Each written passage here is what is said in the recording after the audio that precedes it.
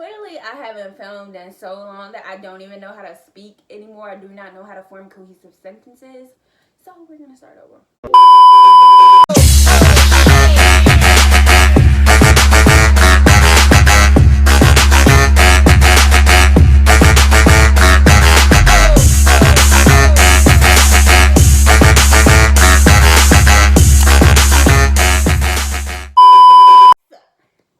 Hi guys, it's Taylor and welcome back to my channel, or welcome to my channel if you are new. Please don't forget to subscribe and turn on your post notifications so that you know of whenever I upload. Today's video is going to be another episode in the Entrepreneur Life series. This is going to be episode 6 and it's going to be all about how to start your lip gloss business step by step.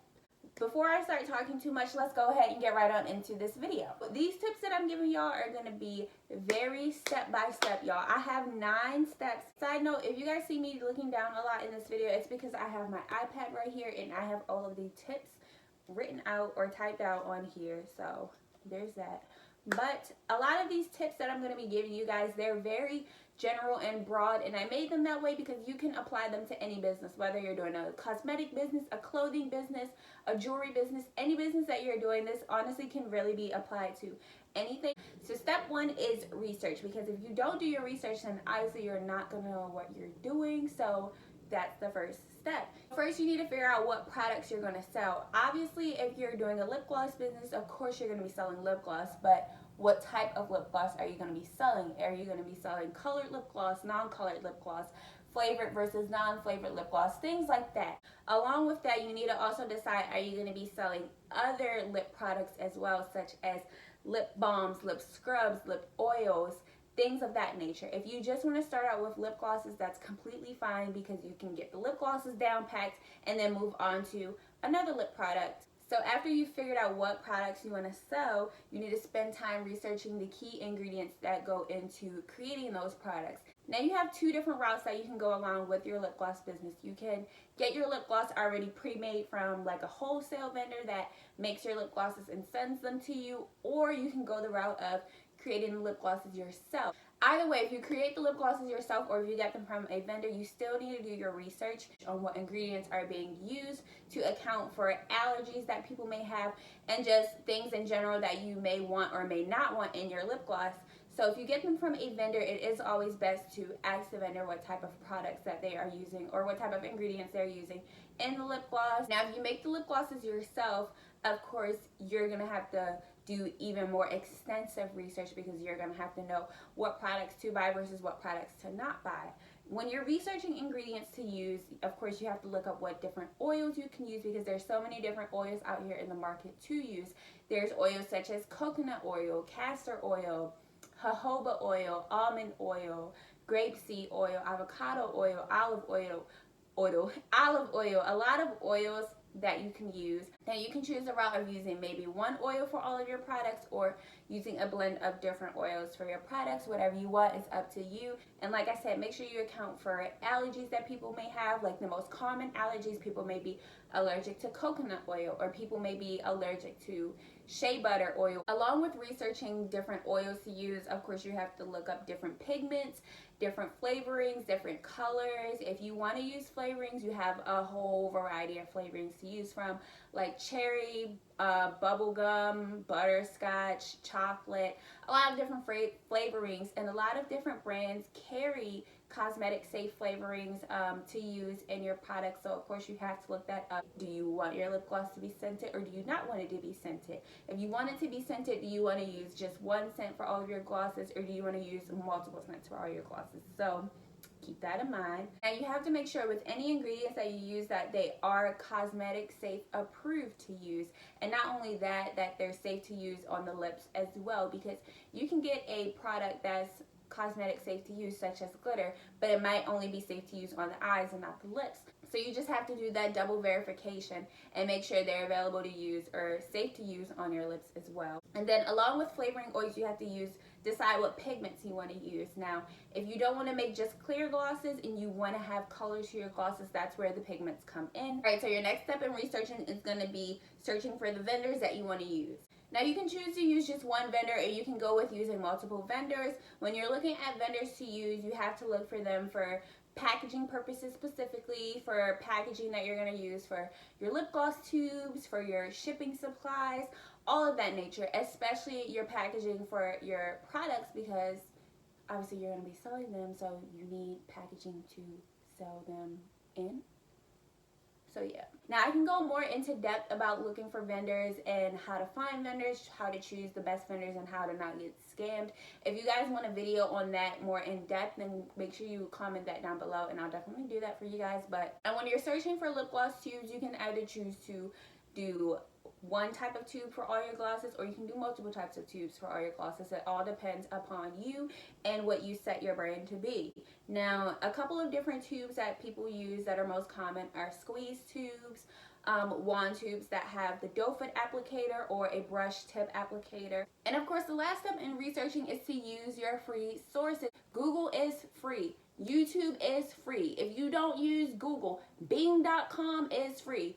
Yahoo.com is free. It's all free. So use your resources. Like, you can literally find every single thing on the internet. Like, you can find your vendors, you can find packaging, you can find ingredients, you can order stuff. Like, use your free resources. Use Google. I cannot say this enough. I cannot stress it enough. And I'm literally going to say it all the time. Before you go and pay somebody for a vendor list because they already have the information picked out for you, take the time to do the research on your own. A lot of people nowadays get lazy and they don't want to do the research on their own. They just want somebody to hand it to them. No, take the initiative to do the research on your own, and maybe you'll find even better things than you would have that someone gave to you. So there's that. All right, so now let's move on to step 2, which is budget. You need to determine a budget for your business when first starting out, because you don't want to just go completely rogue and spend a whole bunch of money and then you have all the supplies and all of these things, don't know what to do with it, or you decide in the end, hey, this is not working out for me, you don't want to do it, and then you're stuck with all this supplies. So just determine a budget, whether that's a small budget or a large budget. At least have some sort of budget and stick to it and do not go over. Now, as I was saying before, start out small and then gradually increase. Maybe start out with 10 tubes and do 5 colors so that you can do 2 tubes per color. Don't order like 50 tubes and then do 10 tubes, 10 colors per tube, because then what if they don't sell? You want to start out small so that you can see how it goes, test the waters, and then once you start getting sales and everything starts picking up, then you can go ahead and increase from 10 tubes to maybe 30 tubes to 50 tubes to 100 tubes, and then just keep going up from there. Along with ordering a small amount of tubes, I would suggest to order 1 gloss base, a few pigments.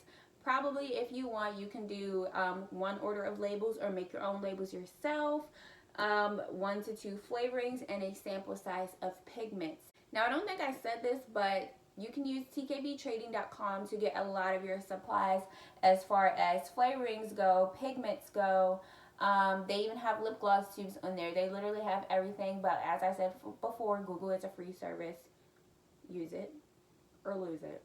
There you go. On to step 3. Now it's time to purchase your items that you're going to be using for your business. As I said before, do not order multiple items in bulk because you want to start out small and test the waters and see how it goes. I would suggest ordering a lip gloss kit to start out, because then you don't have to order every single thing separately. It'll just come all together with one set price. In a lip gloss kit, you'll probably get your lip gloss base, maybe 1 to 2 pigments, 1 to 2 flavorings, a few pipettes, a syringe to, inject your glosses into the tubes and all of that stuff. I'm actually going to start selling lip gloss kits very soon, so make sure you guys follow my business Instagram down below.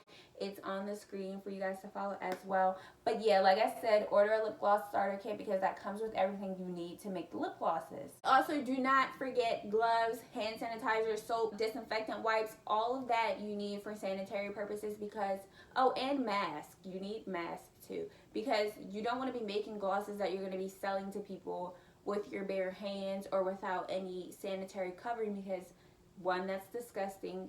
2, you don't know if anything might fall in it, or if your hands end up getting dirty in the process, you can be cross-contaminating items, and that's just not a good mix. People will not buy from you and they will not trust you. So we had to adjust our setup mid-video, so my bad guys, but let me get back into these tips. Okay, so step 4 is all about branding. From your packaging to your labels to the items that you're selling to the names of your products, you need to come up with a cohesive brand so that your image will flow smoothly and make sense. And not only that, it's going to be visually appealing as well. Step 5 is going to be all about promotion. Now this ties hand in hand with branding, because once you determine how your brand is going to be, you're going to be able to effectively promote it and put out things that are going to stick with your brand and that people are going to know, oh hey, this is so-and-so's business when they see it. You might ask, how are you going to promote? Well, with social media, of course, you need to set up social media pages for your brand. You can set up an Instagram page, you can do a Twitter page, a Facebook page, you can even also do a YouTube channel. But if you don't want to do all of those, you can stick to one. Now after you set up your social media pages, then you need to create flyers detailing your new lip gloss business, when you're going to be launching, what products you're going to be selling. You can even include the pricing. So let's take an Instagram page, for example. If you set up your Instagram page, you know Instagram has their highlight features where you can add little stories onto your profile that people can go back and look at all the time. Within those highlights, it definitely is best to create like a select few for your business. You can create one for lip glosses, or you can name it lip glosses / products that you'll be selling. You could have a customer one, a frequently asked questions, a shipping and policies info type of one. You can do a whole bunch of highlights, or you can stick to, doing a couple. You definitely need to create those flyers, especially letting people know when you're going to launch, and build that anticipation up so that when you finally do launch, you can have those sales already rolling in. And along with setting up your business social media, you can also promote your lip glosses on your personal Instagram or your personal social media pages, because then you're marketing it to your family and friends who already know you, and you can be like, hey, I'm starting my lip gloss business on so-and-so date. Check it out. Follow my business page for updates. Of course, you can always promote your own products by wearing them. Obviously, that's the most easiest, efficient promotion that you can offer. Put your lip gloss on, do a little video, do a little picture, do swatches. You don't always have to have other people promote your stuff. But if you do want to have people promote your things before they launch or when they launch, you can have a PR team that you set up to promote your things. But be strategic about your PR team, because there are people out there who will see that you're a smaller business and try to take advantage of that, and they'll probably message you or DM you and say, hey, are you looking for promoters? Are you looking for PR? Can I join your PR team? And you starting out, you're a new business, so you're gonna be like, oh my gosh, yes, I would love for you to promote my stuff. You see they have 8,000 followers, 5,000, 10,000 followers. You send them your products and then they don't promote them. Then not only are you out of your products that you just spent your hard time creating and using your money to buy, you're also out of shipping fees because you had to ship it to them. It's definitely not necessary at all. But if you do, make sure you look out for people who are just wanting free things. So as I was saying, with me, I purchased my domain, which allowed me to purchase my custom email box. I did this all through Wix. So my contact email for my business